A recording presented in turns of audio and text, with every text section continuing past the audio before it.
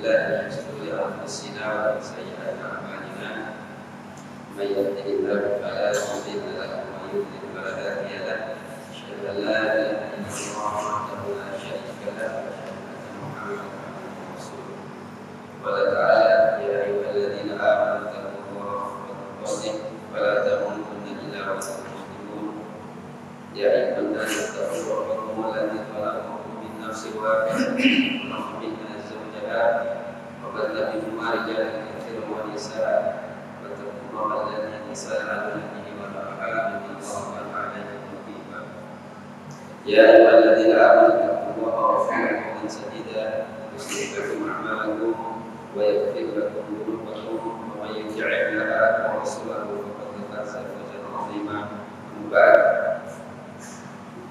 فإن أصدق الحديث كتاب الله وخير الهدى محمد صلى الله عليه وعلى آله وسلم شر الأمور محدثاتها وكل محدثة بدعة وكل بدعة ضلالة وكل ضلالة في النار اللهم صل على محمد وعلى آله ومن تبعهم بإحسان إلى يوم الدين. Bismillah dan sekalian rahimani wa rahimakumullah. Alhamdulillah pada malam hari yang berbahagia ini Allah Subhanahu wa taala memberi kemampuan kita. Setelah kemarin pada pekan yang lalu saya tidak bisa hadir di sini untuk mengisi kajian karena ada kegiatan yang lain yang tidak bisa ditinggalkan.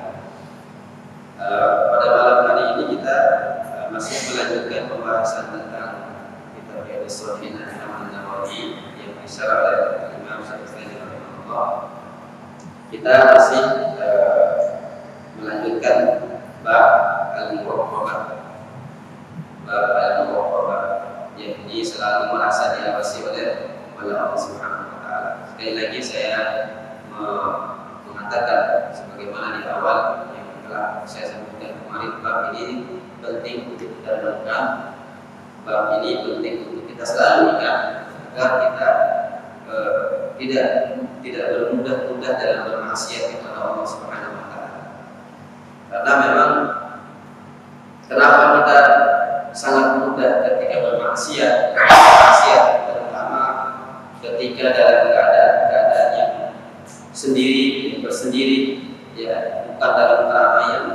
Karena pada saat itu hilanglah kita hilang akal kita, lupa kita bahwa pada saat itu Allah Subhanahu wa taala pada hakikatnya sedang mengawasi kita. Sedang mengawasi kita. Jadi kita selalu menentukan bab al-muraqabah ini agar bisa membantu kita, ya, sekuat mungkin untuk kita menjauhkan diri dari perkara-perkara yang Allah Subhanahu wa taala.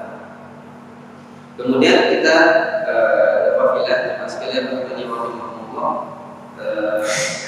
pada pertemuan yang lalu kita sudah sebutkan ayat-ayat yang disebutkan oleh beliau di sini, ayat-ayat yang berkaitan dengan bab ini, bab al-muraqabah. Kemudian pada malam hari ini insyaallah kita akan menyebutkan hadis-hadis yang berkaitan dengan bab al-muraqabah ini. Itu selalu merasa diawasi oleh Allah Subhanahu wa taala. Kemudian hadis yang pertama dalam bab ini kita sebutkan yaitu hadis dari Umar bin Khattab radhiyallahu taala anhu. Dia mengatakan, saya bacakan dulu hadisnya, setelah itu kita akan sedikit menjelaskan tentang hadis ini. Umar bin Khattab mengatakan, "Bainama nahnu julusun 'inda Rasulillah sallallahu alaihi wasallam." Ketika kami duduk bersama Nabi sallallahu alaihi wasallam. Ketika kami duduk bersama Nabi sallallahu alaihi wasallam, data yang qara 'alaina rajul syadid bayad ya. Ketika kami duduk bersama Rasulullah tiba-tiba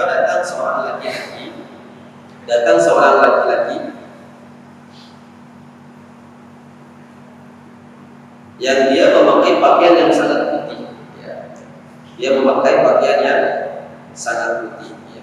Tadi di sini sampai digambarkan syadid bayad dia, yaitu menggambarkan bahwasanya pakaiannya pada saat itu sangat putih sekali, ya. Sangat bersih, maksudnya putih bersih, ya. Syadidus sawad sya'ar. Kemudian selain rambut, selain dari pakaian yang sangat putih tanpa noda sedikit pun tidak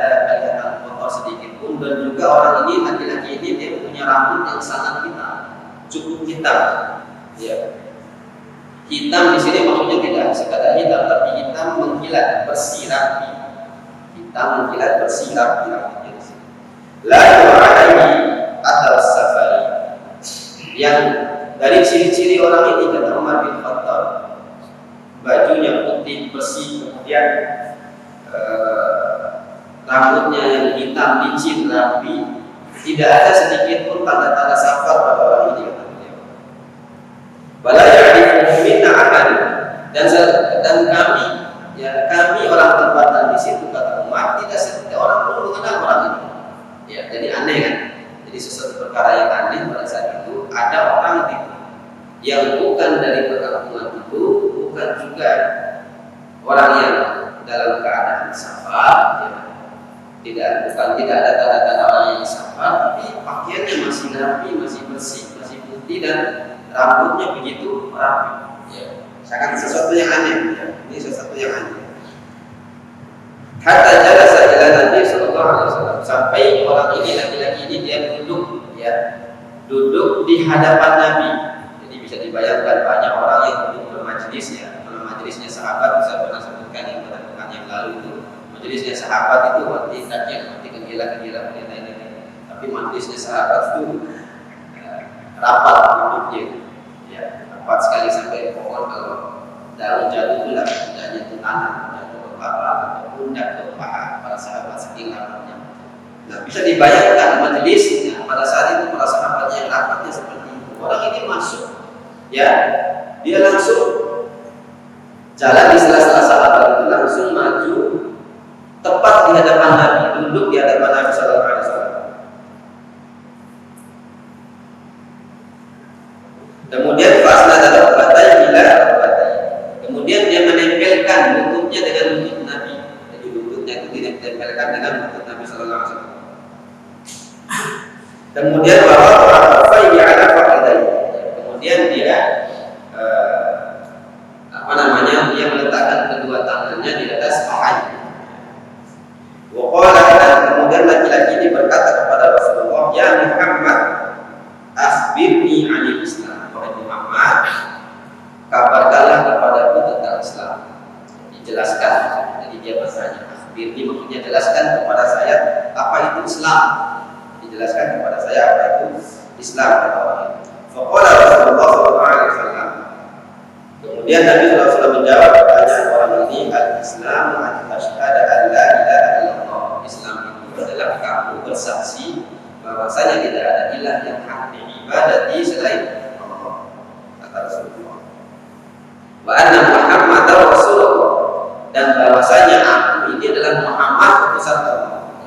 Wa tuqimas shalah, dan juga hendaknya Islam itu adalah hendaknya engkau mengerjakan sholat, melaksanakan sholat. Wa tu'tiyaz zakat, dan Islam itu adalah hendaknya kamu menunaikan zakat. Wa tasuma Ramadan, dan Islam itu adalah engkau hendaknya melaksanakan puasa di bulan Ramadan. Wa ta'jal baita in istata'a ilaihi sabila, dan Islam itu adalah engkau kalau mampu berhaji, ya. Berhajilah kata Nabi sallallahu alaihi wasallam. Kemudian laki-laki ini menjawab, "Shadaqta." Kamu benar. Kamu benar. Apa aneh lagi? Dia yang nanya, dia yang membenarkan. Apa aneh lagi? Kemudian fa'ajibna, dan dari jawaban orang ini maka orang mengatakan, ya kami tambah aneh saja, tambah merasa aneh saja kepada orang, tambah ajib orang ini, dia yang tanya, ya. Maka kami merasa heran terhadap orang itu. Yes. Fa'ajibna lahu yas'aluhu wa yusaddiqu, dia yang bertanya, dia yang membenarkan kata Umar bin Khattab. Qala fa'akhbirni 'anil iman. Kemudian lagi dia melanjutkan ceritanya. Kemudian laki-laki ini bertanya lagi kepada Rasulullah, beritahukan kepada saya, jelaskan kepada saya apa itu iman. Nanti kan Islam. Sekarang ditanya apa itu iman. Oh, maka Rasulullah mengatakan, antu'mina billahi wa malaikatihi. Iman itu adalah hendaknya kamu beriman kepada Allah Subhanahu wa taala dan malaikatnya, wa kutubihi wa rusulihi, dan kamu beriman kepada kitab-kitab yang diturunkan oleh Allah dan Rasulnya yang membawa kitab itu, wal yaumil akhir, dan hendaknya kamu beriman kepada hari akhir, wa tu'mina bil qadari khairihi wa syarrihi, dan hendaknya kamu beriman kepada qadar atau takdir yang baik juga takdir yang buruk. Qala sallallahu, sekali lagi dia mengatakan kamu benar, ya wahai Muhammad. Ya qala fa akhbirni 'anil Islam. Setelah dia membenarkan penjelasan Nabi Sallallahu Alaihi Wasallam, maka orang ini bertanya lagi, ini pertanyaan yang terakhir. Pertanyaan yang ketiga yang masih ada pertanyaan. Fa'akhbirni 'anil Islam, apa 'anil ihsan. Ya, maka orang ini bertanya, ya Rasulullah, wahai Muhammad, kalau bila demikian, jelaskanlah kepadaku apa itu ihsan. Tadi sudah yang pertama Islam, yang kedua iman, yang ketiga Islam, dan ihsan katanya. Maka dia mengatakan, Rasulullah mengatakan, kalau Rasulullah anta Allah ka'anna kata. Ihsan itu adalah hendaknya kamu ibadah kepada Allah seolah-olah kamu melihat Allah, seolah-olah kamu bisa melihat Allah Subhanahu wa taala. Fa in lam takun tarahu fa innahu yaraka. Maka kalau kamu tidak bisa mendapatkan derajat yang ini, yaitu seolah-olah kamu bisa melihat Allah ketika kamu ibadah, maka kamu minimal kamu yakin bahwasanya Allah melihatmu, bahwasanya Allah Subhanahu wa taala melihat.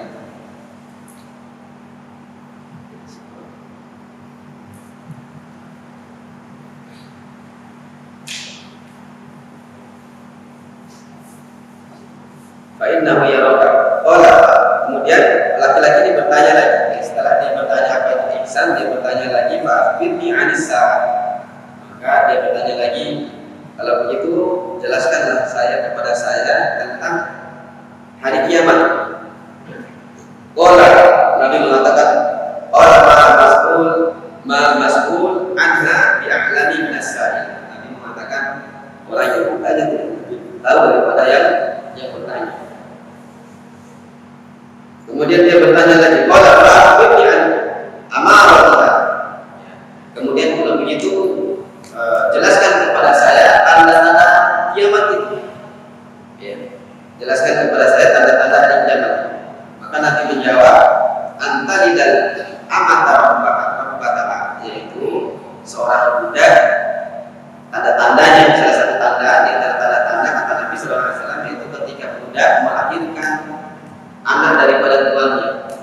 Seorang budak melahirkan anak daripada tuannya. Wa antara kufatan quratan al-'ad di asyai yatatawaluna fi dunya. Dan juga kamu akan melihat pada saat itu orang-orang yang miskin, telanjang dada, telanjang kaki, kata Rasulullah SAW. Mereka pada saat itu berlomba-lomba dalam mendirikan dunia, mendirikan bangunan. Jadi orang miskin lomba-lomba bikin bangunan, ya, rumah-rumah yang megah, ya, rumah-rumah yang tingkat, tapi miskin mereka. Ini salah di antara tanda-tanda. Nah, setelah dia selesai bertanya, orang ini Umar mengatakan summa inqaliqa falabithtu maliyan. Kemudian orang itu pergi dan kami semua terdiam sejenak. Dia heran kan? Dari tadi tanya, tapi setelah dijawab oleh Nabi, langsung dijawab oleh orang ini, laki-laki ini. Dia membenarkan yang sudah ditanya. Benar, kamu benar. Ya, ditanya kamu benar. Tambah heran para sahabat. Kemudian para sahabat setelah orang itu pergi, ya hilang begitu saja orang ini. Ya, tidak ada jejak sedikit pun. Ya. Kemudian setelah kami diam, kemudian Nabi sallallahu alaihi wasallam mengatakan, ya Umar, kata dari Manisa, para Umar, tahukah kamu siapa yang bertanya tadi? Laki-laki tadi yang datang bertanya tadi. Tahukah kamu? Kata Rasulullah SAW kepada Umar. Qultu, maka Umar menjawab, Allahu wa rasuluhu a'lam. Allah dan Rasulnya yang lebih tahu. Kemudian Nabi mengatakan, fa inna Jibril atakum yu'allimukum dinukum. Umar, sesungguhnya dia adalah Jibril alaihissalam datang di tengah kalian memberitahukan tentang agama kepada kalian. Hadis ini hadis sahih riwayat Imam Muslim, ya, hadis nomor 8. Hadis ini tidak disebutkan dalam kitab beliau hadis Al-Faid An-Nawawi. Ikhwafillah rahimani wa rahimakumullah, inilah di antara hadis yang disebutkan oleh Imam An-Nawawi yang menjadi saksi pembahasan kita, yang menjadi pokok daripada pembahasan kita dalam bab selalu diawasi oleh Allah Subhanahu wa taala, yaitu pada kalimat yang tadi ya, al-ihsan itu ya, al-ihsan. Derajat ihsan itu derajat orang-orang yang ketika ibadah mereka seolah-olah mampu melihat Allah, seolah-olah melihat Allah Subhanahu wa taala. Tapi minimal kalau tidak mampu, kata Nabi, fa'ilam takun baru fa'inna bi'aka. Kalau kamu tidak mampu mendatangkan perasaan seperti itu, seolah-olah kamu melihat Allah, maka yakinlah Allah melihat. Itu derajat minimal daripada ihsan. Dan ikhwafillah rahimani wa rahimakumullah dan jemaah sekalian, mari kita sedikit membedah tentang hadis ini ya, sebagaimana penjelasan saya di sini. Yaitu hadis ini hadis dari Umar bin Khattab radhiyallahu taala anhu. Yaitu pada awal hadis Umar mengatakan bainama julusun inda Rasulullah. Ketika kami bermajlis, duduk bermajlis bersama Rasulullah sallallahu alaihi wasallam. Maka majlis ini ikhwafillah jemaah sekalian adalah kebiasaan Nabi dan para sahabat pada saat itu. Jadi majlis ilmu ini adalah majlis yang sudah menjadi kebiasaan para sahabat pada saat itu. Ya, apalagi ketika masa-masa hidupnya Rasulullah SAW. Ya, ketika masa hidupnya Rasulullah SAW. Dan di masjid, di mana-mana mereka selalu menemani Nabi SAW dan bermajlis. Ya, bermajlis seperti itu. Mereka bertanya tentang perkara agama kepada Nabi SAW. Dan Nabi SAW ya, bahkan kadang-kadang ketika tidak ditanya pun Nabi menjelaskan tentang perkara agama. Maka ini pentingnya majlis ya. Ini menunjukkan pentingnya majlis.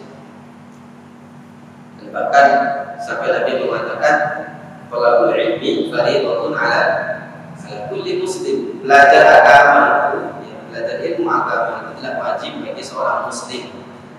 Dan ini hari ini yang perkara belajar agama ini yang banyak ditinggalkan, ya kan? Beda dengan kalau antum coba baca-baca buku para ulama terdahulu, masya Allah. Itu orang berlomba-lomba. Sekali majlis Imam Ahmad bin Hanbal, antum tahu berapa yang hadir? 5.000. Sekali majlisnya 5.000 orang. Pada saat itu belum ada yang begini-gini, belum ada mic, belum ada. Bisa dibayangkan itu, maka kita bisa membayangkan semangat orang-orang dulu belajar agama seperti itu. Ya, sekali majelis 5.000. Ya. Atau mungkin kenapa orang sekarang jadi sulit hadir majelis ya? Mungkin karena sudah terlalu mudah ya. Ada HP ya, belajar lewat YouTube ya, Facebook, lewat WA ya. Apalagi ini ada mic, jadi orang di rumah harus ada majelis lah. Ya. Tinggal di rumah saja. Contoh kemarin kita kajian di Perugan ya. Kita kajian cuma tidak sampai 10 orang gitu kan. Cuma pakai mic sudah keluar. Ya. Tiba-tiba selesai sholat isya datang salaman tanya. Saya juga dengar kajian tadi. Saya dari bapak, saya dengar di rumah. Saya dengar di rumah. Tanya lah. Ini saya masih jangka yang begini katanya. Besok bapak datang aja. Tulisnya di sini. Ya mungkin itu salah satu dari antara sebab-sebab yang ada di hari ini. Ya di samping mungkin sebab lainnya karena lemahnya kita hari ini, lemahnya iman kita hari ini, lemahnya saqafah Islamiyah, lemahnya pendidikan Islam kita hari ini. Nah, itu menyebabkan orang-orang jadi majelis-majelis seperti ini adalah majelis yang paling sepi, ya. Majelis yang paling sepi dibandingkan majelis-majelis yang lain. Ya. Yang ramai itu majelis lagun, ya. Majelis-majelis yang banyak-banyak waktu ramai ya, hari ini. Nah ini diantara faedah pertama dari hadis ini. Ketika Umar bin Khattab dan para sahabat duduk bersama Rasulullah SAW pada suatu hari, ya, itulah alaina rajulun syadidul bayad. Tiba-tiba ada seorang laki-laki datang dengan kami, dia pakaian putih bersih, ya, pakaian putih bersih, kemudian rambut hitam berkilat rapi lagi, ya, rambut hitam berkilat rapi. Tidak ada tanda-tanda safar. Karena memang dulu ciri khas orang dulu ketika bersafar ya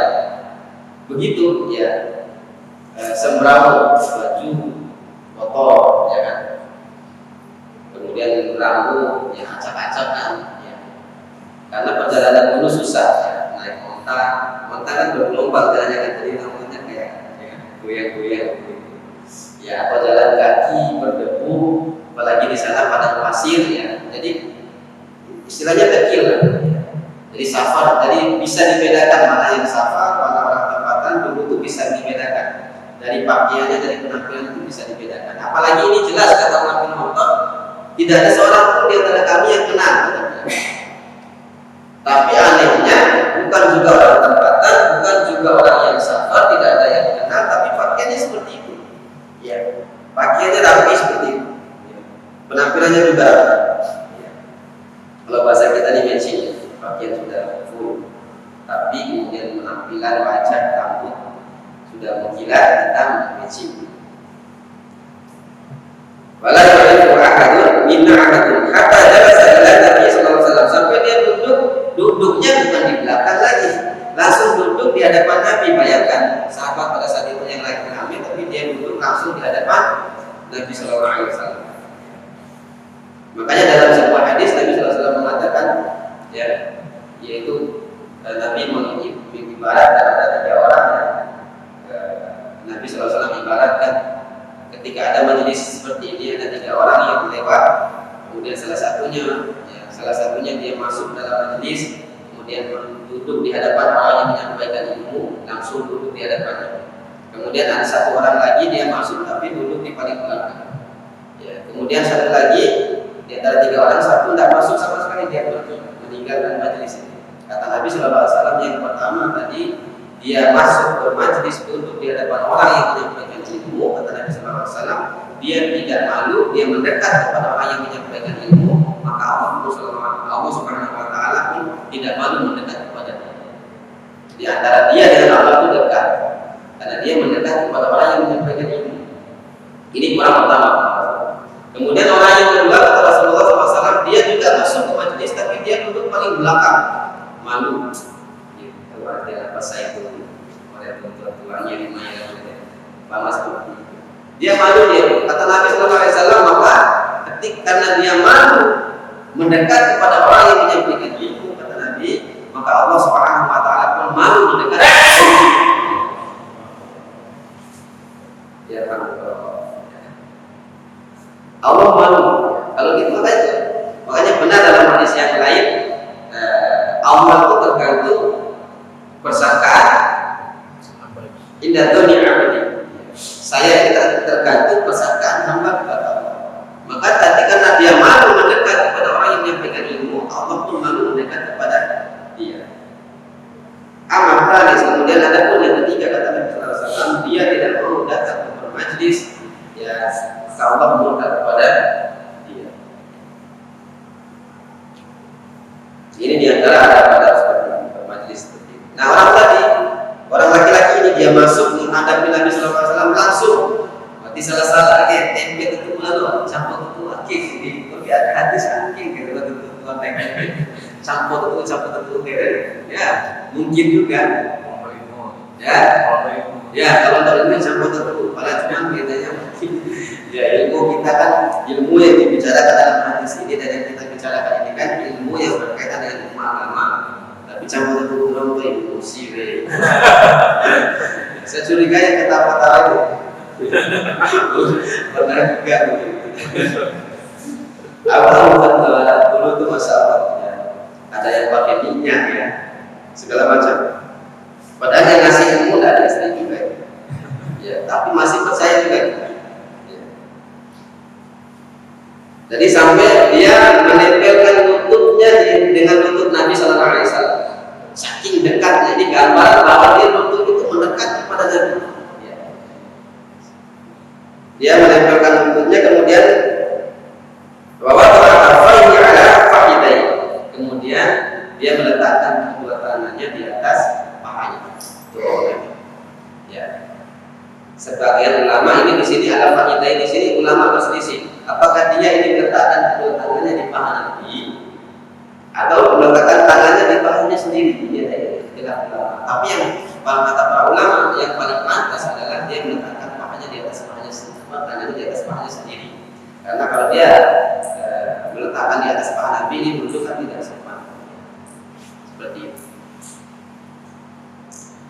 Dia meletakkan tangan di atas, kemudian waqala ya Muhammad akhbirni 'anil Islam. Wahai Muhammad, kabarkan atau jelaskan kepada saya tentang Islam. Apa itu Islam? Nah, di sini ada juga sedikit perlu penjelasan di sini. Orang ini, laki-laki ini, dia menyeru kepada Nabi kita Muhammad SAW dengan memanggil nama. Sedangkan memanggil nama pada saat itu adalah itu sesuatu yang tidak sopan dilakukan terhadap Nabi SAW. Tapi ini khusus untuk orang, para sahabat pada saat itu yang sudah kenal dengan Nabi. Jadi kalau ada sahabat panggil Muhammad, ini bahaya ya. Dan tidak ada sahabat yang seperti itu akhlaknya, karena tahu, dia tahu. Makanya kalau ada orang-orang tua kita, orang-orang berilmu dari kita, orang tua, ulama kita, ustaz kita, jangan panggil nama. Ya, itu salah satu, itu tidak sopan. Dan ini akhlak begitu, bukan akhlak saja dalam perkara daerah kita, tidak. Islam mengajarkan itu, ya, panggil, dia punya istilahnya sesuatu yang dia nyaman untuk dipanggil. Ya, jangan bermudah-mudah panggil nama, ya. Apalagi terhadap orang-orang yang lebih tua dari kita, orang-orang yang dipandang dia lebih memiliki ilmu dari kita. Jangan seperti itu. Nah, ini akhlak ini maka dibedakan di sini. Kenapa laki-laki ini dia pemanggil Muhammad? Karena pada saat itu orang ini, ya, ini kan Jibril kan. Jibril ini dia menyamar agar orang itu tidak curiga kepada dia. Maka sudah menjadi kebiasaan pada saat itu. Kalau ada orang luar datang mencari Rasulullah, entah bertanya tentang perkara apa, mau masuk Islam, dia memanggil dengan nama Muhammad. Dan orang di Madinah, para sahabat tempatan pada saat itu faham kalau seperti itu. Nah, ini orang lain, orang luar ini, orang luar, karena dia panggil Muhammad. Nah, ini seperti itu. Padahal sebetulnya panggil nama kepada Nabi itu bukan tidak pantas. Ya. Jangankan kita manusia. Jangankan kita manusia. Ya. Allah Subhanahu wa taala saja tidak pernah menyeru ketika memanggil Nabi kita Nabi Muhammad itu dengan nama. Tidak pernah. Dalam Al-Quran itu tidak ada Allah menyeru Nabi kita itu dengan seruan Muhammad, tidak ada. Beda dengan ketika memanggil nama-nama Nabi yang lain. Ya Musa, ya Ibrahim, dia dipanggil. Ada ya itu seruan memanggil. Tapi ketika menyeru Nabi tidak pernah dipanggil. Dipanggil ya Nabi, wahai Muhammad. Dipanggil dengan Nabi saja, tapi tidak diseru dengan nama. Ya Rasul. Itu seruan untuk Nabi Muhammad SAW. Kecuali Allah menjelaskan bahwa Muhammad itu Rasul baru disebut nama. Tadi bukan panggilan, bedakan ya. Bedakan. Jadi bukan dipanggil, bukan panggilan. Maka Allah sendiri tidak pernah memanggil Rasulullah itu sebagai nama Muhammad tidak. Nah, ini menunjukkan apa, kita juga perlu menjaga ini. Ya. Dalam sebagian ayat Allah mengatakan, "Lama Muhammadun illa Rasul." Tidaklah Muhammad itu kecuali dia adalah Rasul, utusan Allah. Jadi dalam ayat ini Allah menyebut nama dalam rangka menjelaskan, bukan memanggil. Kalau memanggil itu, ya ayyuhan nabi, ya ayyuhan rasul, ya ayyuhan muzammil, ya itu panggilan untuk Nabi. Saking Allah sendiri menjaga itu ya. Maka seperti itu, ini akhlak terhadap Nabi kita Muhammad SAW. Maka yang dipanggil nama dulu ketika zaman Rasulullah, yang panggil nama itu bisa diketahui bahwa ini orang luar. Atau paling banyak itu musuh-musuh Rasulullah itu panggilnya Muhammad. Musuh-musuhnya itu justru banyak panggil Muhammad. Seperti itu. Ya, hari ini Nabi kita keadaannya seperti itu. Di tengah kelemahan kita, ya kita di dalam agama kita jangankan kita panggil dengan nama. Hari ini bukan orang itu bukan sekedar panggil dengan nama, tapi panggil nama kemudian direndahkan, dilecehkan di tengah kelemahan kita. Ya, di tengah kelemahan kita. Masya Allah. Ya, kasus-kasus terbaru ini. Bahkan kasus ini kan kasus najis ini, pelecehan, penghinaan terhadap Rasulullah SAW. Ini kalau tidak salah mungkin beberapa hari sebelum Maulid Rasulullah SAW, Maulid Nabi SAW. Ya, kan dekat sekali ya.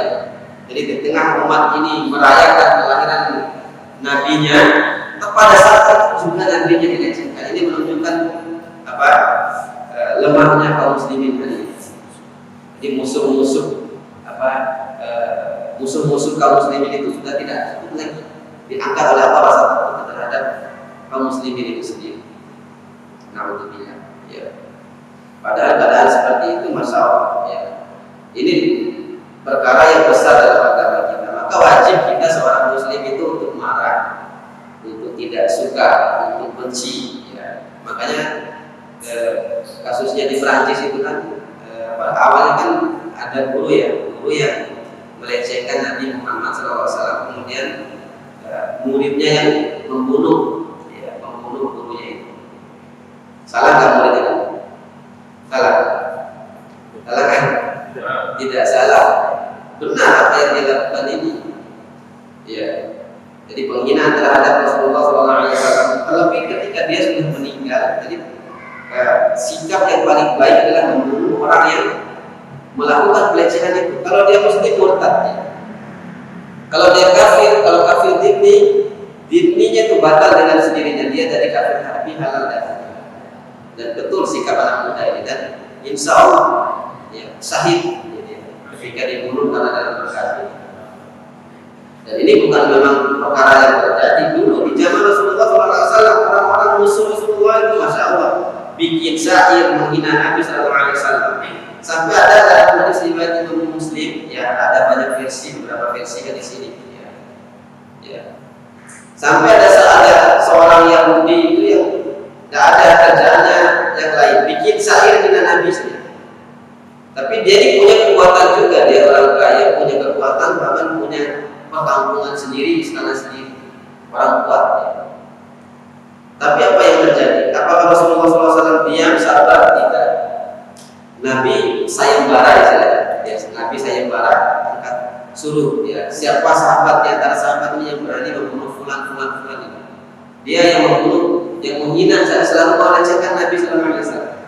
Bikin syair yang merendahkan Rasulullah SAW. Sampai ada sahabat. Dan seorang sahabat pada saat itu mengiyakan, menyanggupi. Dia datang, ya, dan bahkan sahabat ini dia minta izin kepada Rasulullah SAW untuk melakukan perkara-perkara yang kalau di dalam agama akidah itu bisa membatalkan keislaman seseorang.